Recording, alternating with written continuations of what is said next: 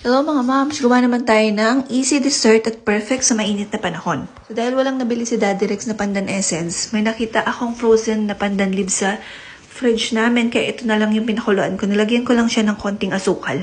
Nung pinapakuluan ko yung pandan, nilagay ko na rin yung gulaman. After that, pwede nang palamigin yung gulaman para mabuo. Ginamitan ko lang siya ng strainer dahil nga meron tayong mga nilagay na pandan leaves.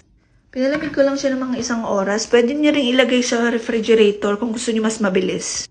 So, ayan, ikakat lang natin para ihalo dun sa ginawa nating mixture with Nestle cream tapos condensed milk.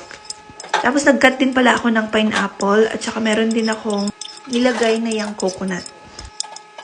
Tapos, halo na lang natin siya dito sa ginawa nating mixture. So, ginamit ko dito is 1 lata ng condensed milk, tapos 1 Nestle cream. Yung maliit lang na lata ng Nestle cream, tapos nilagyan ko siya ng yung coconut. At naglagay din ako ng pinya or pineapple.